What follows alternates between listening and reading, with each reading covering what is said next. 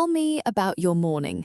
You wake up, you turn off your alarm, maybe you check your phone, you scroll for a few minutes, then you get up, wash your face, make coffee, and start your day. Somewhere in that morning, maybe on the bus, maybe at breakfast, maybe while you are getting dressed, you think about your English. You think, I should study today, I should practice more. Maybe tonight I will watch an English video. And then the day happens, work happens, tiredness happens, and by the time night comes, you are too tired to do anything. So you tell yourself, tomorrow I will study. And tomorrow becomes next week, and next week becomes next month. I know this cycle. I lived in this cycle for a long time. And then one small thing changed everything. Not a new app, not a new textbook, not a new method. 5 minutes. Every morning before anything else. My name is Emma, and this is Train Your English Brain. Let me tell you why morning matters. When you wake up, your brain is fresh. It just spent 8 hours organizing everything you learned yesterday. It is clean. It is quiet. It is ready to receive new information. Scientists call this the golden window.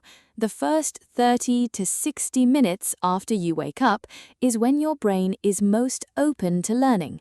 But most people use this window to scroll through their phone, to read news, to watch short videos. They fill their fresh brain with noise before it has a chance to do anything useful. What if you used just 5 minutes of that window for English?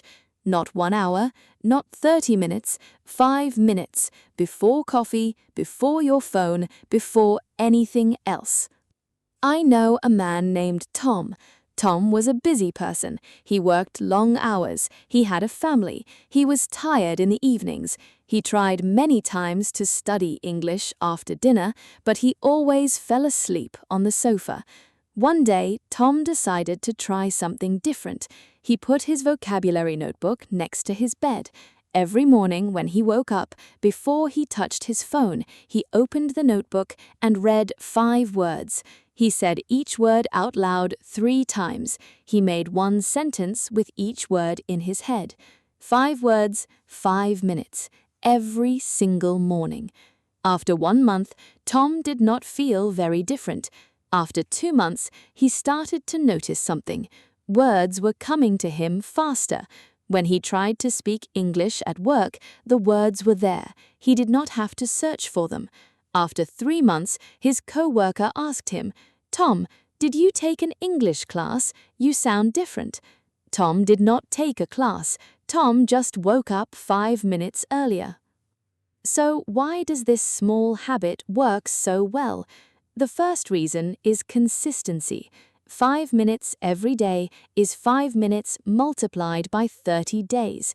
That's 150 minutes of English every month, without a class, without a teacher, without changing your schedule, just 5 minutes before your day begins. Most people try to study for 1 hour on the weekend, but 1 hour once a week is not how the brain learns. The brain learns through small, repeated contact, every day, even for just a few minutes. Think about how a drop of water slowly shapes a rock, not because it is powerful, because it comes back every day. The second reason is that morning habits stick better than evening habits. In the evening, you are tired, you have no energy, your willpower is empty. Every decision feels hard. But in the morning, your energy is high, your mind is clear, the habit is much easier to keep. The third reason is what happens after. When you start your day with English, your brain stays in English mode a little longer. On the bus, you might think of a word you just practiced. At lunch, you might remember a sentence. Your brain keeps returning to what it touched first in the morning. 5 minutes of input in the morning can create hours of quiet background processing throughout your day. So, what exactly should you do in those 5 minutes? Option 1, Review 5 words, not new words, old words, words you already tried to learn but aren't sure about yet. Say them out loud, make a sentence, picture the meaning. 5 words, 5 minutes. Option 2. Say 3 sentences about your day. Before you start your day, describe what you are going to do. Today, I will go to work. I have a meeting at 10. After work, I want to cook dinner at home.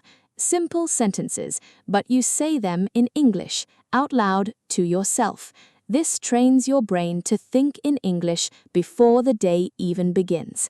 Option 3. Listen to 60 seconds of English.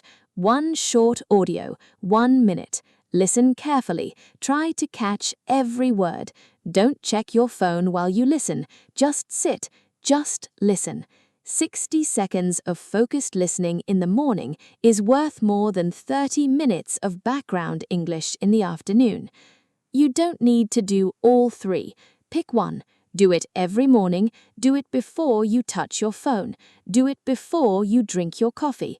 Make English the first thing your brain meets every day. I want to be honest with you about something. The first week will feel too easy. You will think, this cannot be enough. This is too small. I should be doing more. And maybe you're right. Maybe one day you will do more. But right now, the goal is not to do more. The goal is to start and to keep going. Small habits that you keep are worth 100 times more than big habits that you quit after 2 weeks. 5 minutes that happen every morning for 6 months will change your English more than you can imagine right now. Not because 5 minutes is a lot, because every morning you are telling your brain, English is important to me. English is part of my day. English is not something I do sometimes. It's something I do every day. And your brain listens. It always listens. Start tomorrow morning. Put your vocabulary notebook next to your bed tonight, or write 3 English sentences on a piece of paper and leave it on your pillow. When you wake up, before your phone, before your coffee, before anything, pick it up, read it. Say it out loud. 5 minutes. That's all. Your English brain starts here. My name is Emma, and I'll see you in the next episode.